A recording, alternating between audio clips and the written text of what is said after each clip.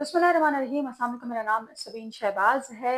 इमरान खान और बुशरा बीबी के हवाले से जो इस्लामाबाद हाई कोर्ट से एक अहम खबर है। दूसरी जानिब पाकिस्तान तहरीक इंसाफ की जो लीगल टीम है उसमें कहीं ना कहीं डिवीजन जो है वो है, और ये अक्सर बेशतर हम ये बात कहते रहे हैं कि तहरीक इंसाफ की जो लीगल टीम है उसमें यूनिटी नहीं है, जिस वजह से इमरान खान की जो रिहाई है वो मुमकिन नहीं हो पाती। और भी बहुत सी वजूहत है, लेकिन ये भी उनमें से एक वजह है।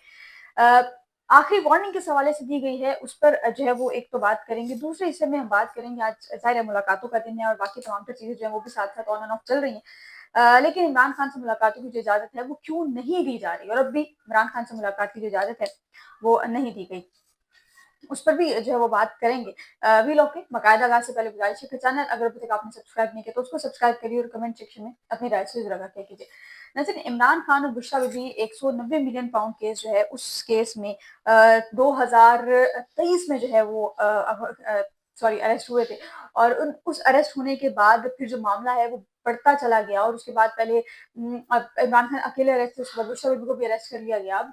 खैर ये मामला जो है चलते आए।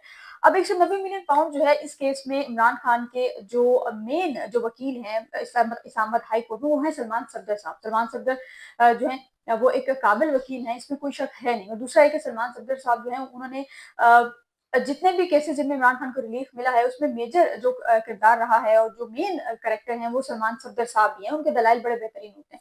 अब 190 मिलियन पाउंड जो है उसमें सलमान सफदर साहब का एक एतराज ये है, या सलमान सफदर साहब का जो पॉइंट है वो ये है कि जब तक उनकी इमरान खान से मुलाकात नहीं करवाई जाएगी वो 190 मिलियन पाउंड की दरखास्तें, मरकजी जो अपीलें हैं उस पर दरखास्तें, उस पर कोई दलाल जो है वो नहीं देंगे।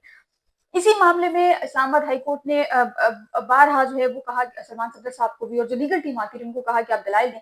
सलमान सफदर साहब ने हर दफा यही कंडीशन रखी कि जब तक इमरान खान और बुशरा बीबी से मुलाकात नहीं करवाई जाएगी हम अपने जो मरकजी अपील है उस पर दलाइल नहीं देंगे, क्योंकि जब दलाइल देने हैं तो वो अपना जो मौक्किल है उससे पूछ कर दलाइल देने हैं। तो मौके से इजाजत है नहीं, मुलाकात की इजाजत है नहीं, मौके से मुलाकात होती नहीं है, तो मैं जो है वो दलाइल नहीं दे सकता। इसी तमाम मसला में लतीफ खोसा साहब की जो इंटरव्यू है वो हुई थी, उस पर भी जो है वो थोड़ी सी बात कर लेंगे। 190 मिलियन पाउंड केस की समाज जो है वो हुई थी, और अब खबर यह है कि जी इस्लामाबाद हाई कोर्ट ने पीटीआई की लीगल टीम को आखिरी मौका दिया है कि वो 190 मिलियन पाउंड की जो मरकजी अपीलें हैं उस पर दलाइल दे। अगर पीटीआई ने मरकजी अपीलों पर दलाइल ना दिए तो नैब को सुनकर फैसला कर देंगे, नैब को सुनेंगे और जो रिकॉर्ड है वो देखेंगे और उसके बाद फैसला कर देंगे। रिकॉर्ड में देखेंगे कि जी कितनी समातें हुई हैं और तमाम तर चीजें जो हैं वो देखेंगे और उसके बाद फिर फैसला कर दिया जाएगा। फिर तरीके इंसाफ को सुनने का मौका, बोलने का मौका भी नहीं दिया जाएगा।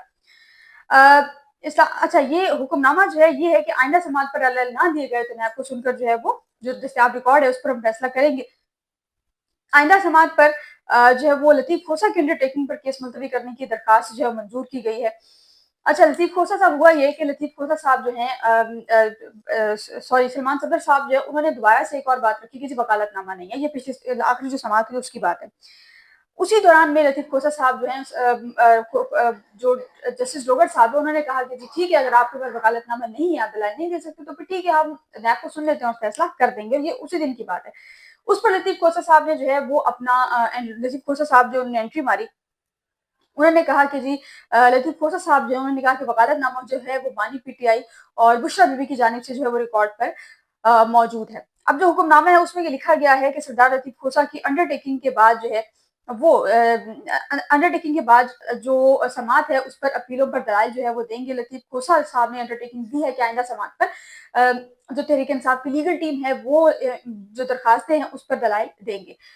फिर अदालत ये वाज़ेह कहती है कि इस केस में अब हतमी यानी कि लास्ट वार्निंग दी जा रही है, और आइंदा समात पर अपीलों पर दलाइल नहीं दिए तो मजीद केस मुलतवी नहीं किया जाएगा और आईनैब को सुनकर दस्तियाब रिकॉर्ड को देखकर जो है वो फैसला कर दिया जाएगा। अब इसमें एक जो बड़ी शॉकिंग चीज वो ये है कि लतीफ खोसा साहब जो हैं वो इस केस में इमरान खान के मरकजी वकील नहीं है। इस केस में इमरान खान के मरकजी जो वकील हैं वो है सलमान सफदर साहब, या तो सलमान सफदर साहब है या सलमान अकरम साहब। अगर सलमान सफदर साहब इनके अवेलेबल नहीं होते, जो कि एक आध दिन आई गेस हुआ है, तो उसमें फिर सलमान अकरम राजा जो है वो सलमान सफदर की जगह पर आते हैं। और सलमान सफदर साहब जो हैं उन्होंने भी यही कंडीशन रखी थी कि वकालतनामा ज़ाहिर है उनके पास नहीं है, तो वो नहीं है। तो देखें अब जी अगली जो समात है लास्ट हियरिंग होगी उस पर, अब नेक्स्ट हियरिंग जब भी होगी उस पे जो है वो ये फैसला होगा कि क्या तहरीक इंसाफ की जो लीगल टीम है वो दलाइल देगी, या घुटने टेकते हुए तहरीक इंसाफ की लीगल टीम अपने दलाइल जारी रखेगी, या फिर अगर सरेंडर करती है तो फिर इस केस को इसको खारिज किया जाएगा और कहा जाएगा कि इमरान खान के जो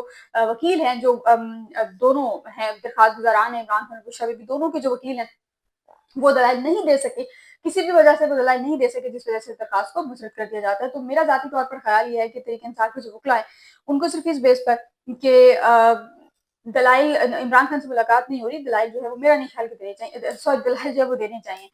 बहरहाल अब लीगल टीम है, उनको बेहतर जो है वो पता है कि क्या करना है क्या नहीं। दूसरा ये है कि जी इमरान खान को सजा देने वाले जो जज साहब है उनको मजीद नवाजने का एक प्लान जो है वो मुरतब किया गया है। उस पर थोड़ी सी बात हम कर ही लेते हैं। जुडिशल कमीशन, अच्छा, इस्लामाबाद हाई कोर्ट में जजेस की असामियां खाली हैं, लाहौर हाई कोर्ट में जजेस की असामियां खाली हैं, सिंध हाई कोर्ट में खाली हैं, बलोचिस्तान हाई कोर्ट में खाली हैं, पेशावर हाई कोर्ट में खाली हैं।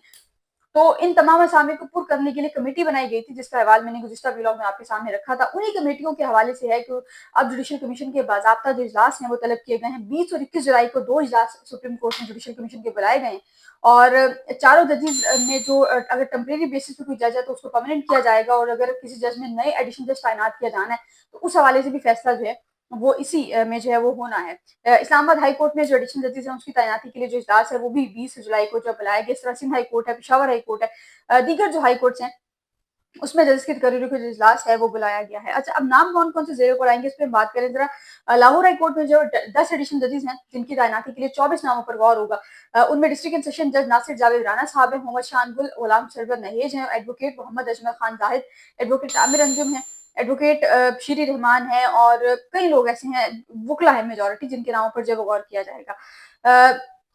जो 8 जुलाई को जुडिशल कमीशन का इजलास हुआ था, उस सॉरी 8 जुलाई को जुडिशल कमीशन ने जो कमेटी बनाई थी वो इन जजेस से इंटरव्यू, इन जो उम्मीदवार आप कह लीजिए इनके लिए जो इंटरव्यूज है वो ये कमेटी अब लेगी और फिर फैसला करेगी कि आया ये जो चीजें हैं ये किस तरह से लेकर अब जो है वो चलनी है। इस्लामाबाद हाई कोर्ट के जो नाम है ये जरा इंटरेस्टिंग नाम है।